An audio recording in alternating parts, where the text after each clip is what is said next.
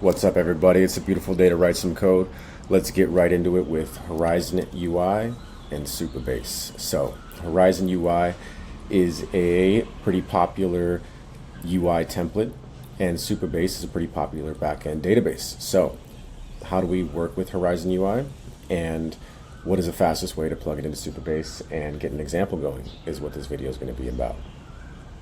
Alright, so taking a look at the landing page, start building your AI SaaS website with Horizon AI template, the trendiest chatbot and ChatGPT template for React, NexJS, and Chakra UI. Trendiest is a bold claim. So we're going to start with the AI template, which is here.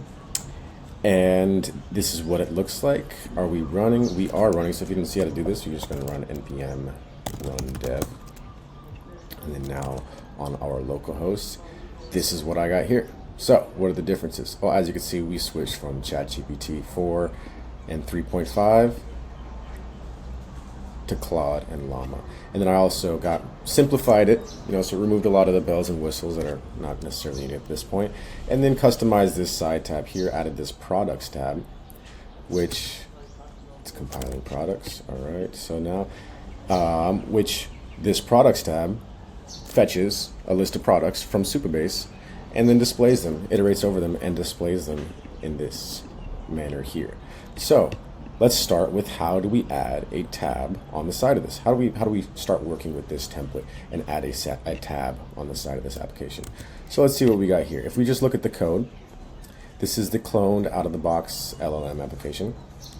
So it's an app-routed NexJS application. So under the apps folder is where the first place we go, and then the page is the first thing that's routed. So this is just localhost 3000. The first route is this page here, and this contains this layout. So this is the page within this layout. So the children of this layout is the page. So as you can see in this layout, we have children. So we want to add products to the side tab over here. We are going to take a look in our layout, because this is the layout of every page. So even when we're on the products chat, it's still part of the layout. So if we go into this layout and we see this sidebar, we control click it. And that takes us to this sidebar file, which is within the source components part of the Next.js application. So it's separating the routing and the UI components. So what else do we have here? We got a box, we got scroll bars, and then we got content. So this sidebar here is just box scrolling and content. So let's control click into this content here. What is this? So sidebar content, we have a flex, we have a brand, we have a stack with links, we have an API modal, and then some other stuff here that I commented out. So into this brand is right here, this Horizon brand, and then this stack of links is what we're going to start editing here to customize.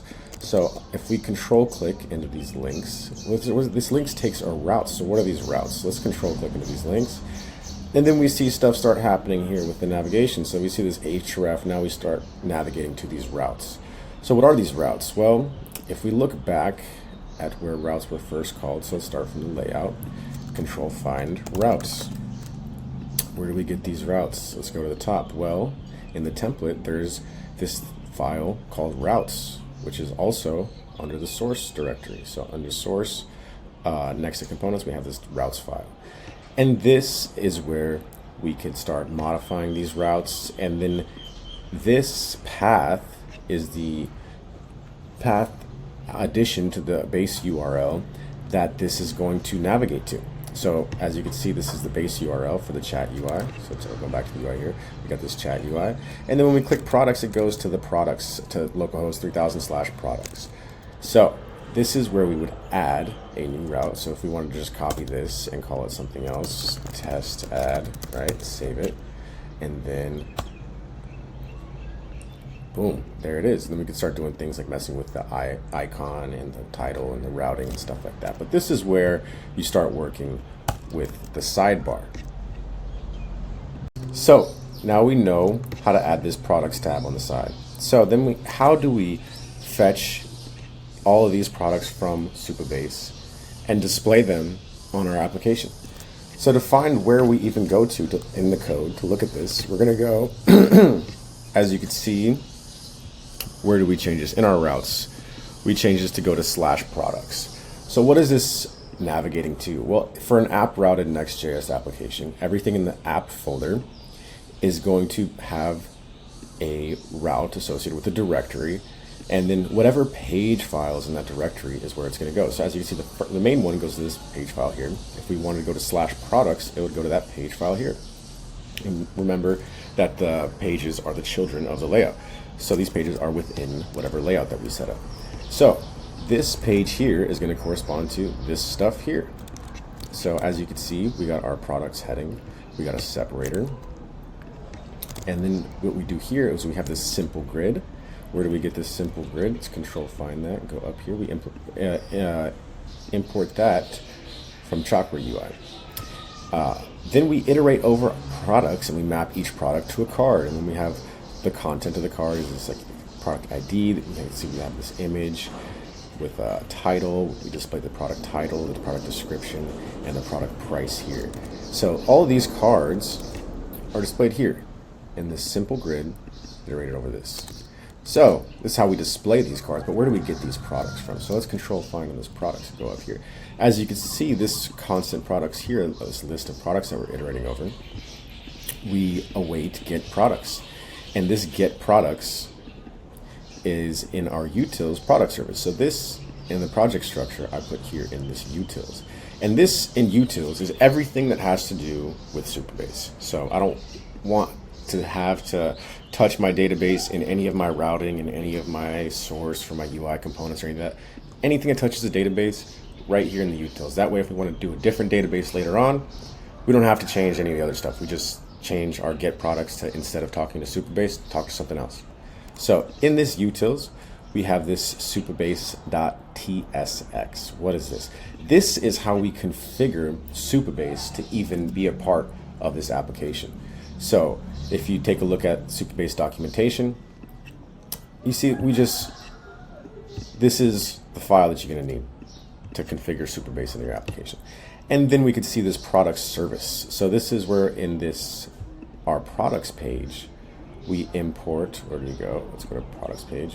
Oops.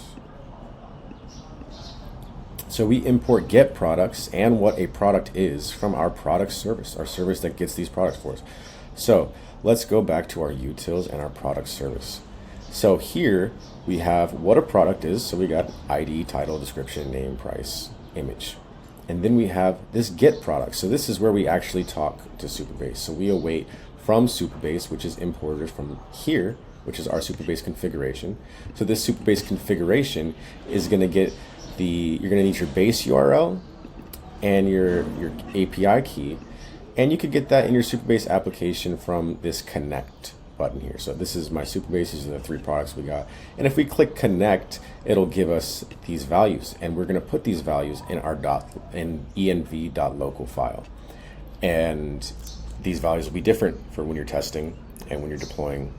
And it will read this process environment to connect to the right Supabase application. So that's how you configure Supabase.